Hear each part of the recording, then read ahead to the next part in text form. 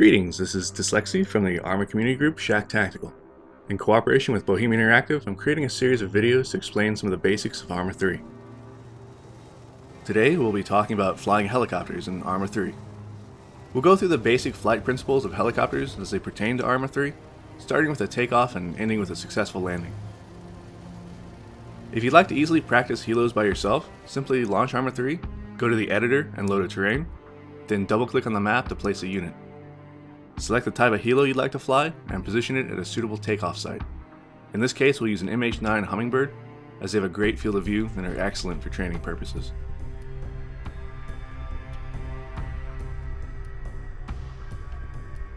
Once you're in your helo, there are a few aspects of the interface you should familiarize yourself with.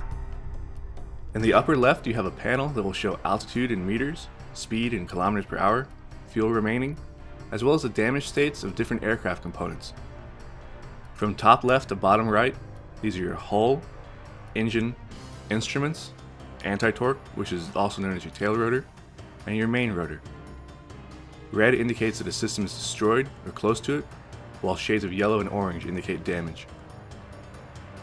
To power on your helo, press your Q or Z key by default. These control what's known as a collective. In short, this makes you ascend or descend. Your helo will take a moment to spool up. When it's ready, tap your Q key a few times to come into a low-level hover. Hovering is a critical part of being a helicopter pilot. Not only will you need to be able to hold a hover from takeoff, you'll also need to know how to decelerate from normal flight into a hover to facilitate landing. Use your mouse for fine-grained control of pitch and low-speed yaw, while your W, A, S, and D keys will control more significant amounts of pitch and roll. X and C will act as your rudders, which allow you to do a level turn like so. You can fly just fine with only a mouse and keyboard. Joysticks and other peripherals are optional.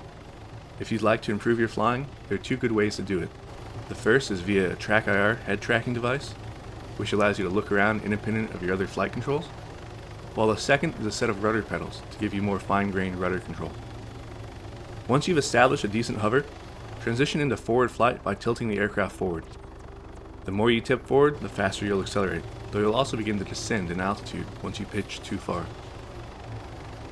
You can counter this by applying more collective via the Q key or by raising your nose again. Raising the nose substantially will result in a climb, while lowering it will result in diving flight. Due to the airflow over the aircraft, you'll find that your tail rotor becomes less influential at high speeds. While you can still yaw somewhat, you'll no longer be able to do a full tail rotor turn until you've slowed back down again. Maneuvers at high speed will instead rely on banking the helo and using pitch to change direction.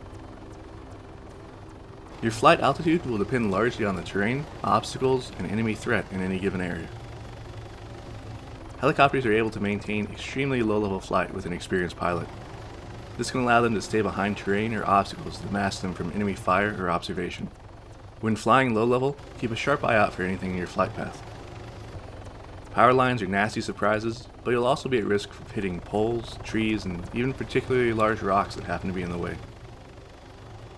When planning your flight route, pay attention to the terrain in the area and what threats might be present. Plan for both enemy presence and natural or man-made obstacles, and fly accordingly.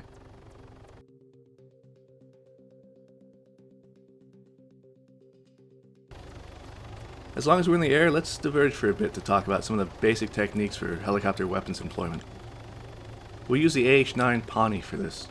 It's the same basic airframe as the MH-9, just with the troop-carrying benches replaced with miniguns and rockets. Both of these are fixed forward, presenting unique challenges compared to aircraft with swiveling turrets like the Blackfoot. The most important thing to remember when using the Pawnee's guns or rockets is that you must be able to fire them from a safe distance. You have no real significant armor on your aircraft. A burst into the cockpit or engine is enough to bring you down. Because of this, you'll want to attack from range, then peel off before flying over the enemy. The miniguns have a tremendous amount of ammo in them. Feel free to use several second-long bursts when firing them. The further away you are, the more the bullets will spread out during their flight, making a hit against enemy troops much more likely due to the larger impact area. Rockets, on the other hand, should be fired sparingly. Be precise with them, and you'll find yourself doing far more damage in the end. A single rocket is enough to destroy any infantry target and potentially disable or destroy light vehicles. while a few can knock out several heavier vehicles. Avoid salvoing large numbers of rockets at a time, it's inefficient. In short, don't get greedy. A cautious attack helo pilot is much more likely to make it out of a fight alive than one who takes unnecessary risks.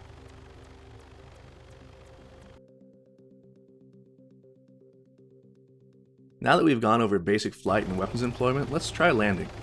To slow down, utilize a combination of pitching your nose up while decreasing the collective. If you match these two movements, you'll find yourself slowing down without gaining or losing altitude. I call this a bleed flare, since you're bleeding your speed off without changing altitude in the process.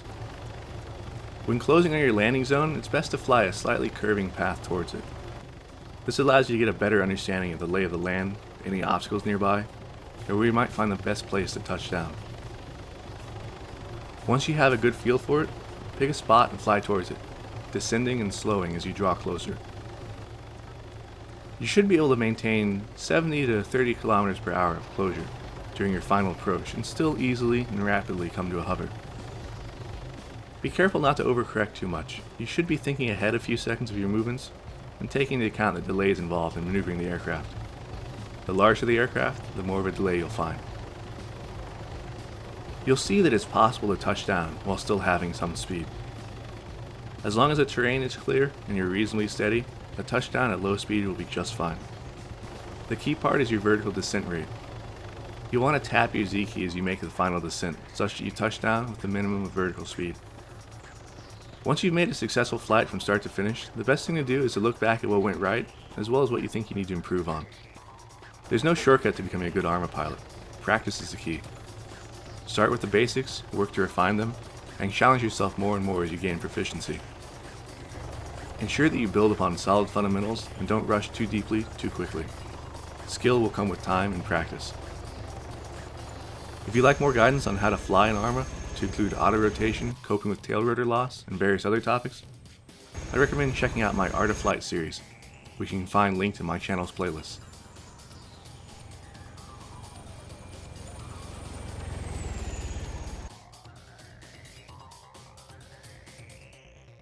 For more community guide videos, be sure to subscribe to the official Arma 3 YouTube channel. For other Arma 3 updates, keep track of the official website, Facebook, and Twitter pages. If you'd like more in-depth tutorial and multiplayer gameplay of Arma 3 and previous Arma games, I'd also recommend you check out my channel here.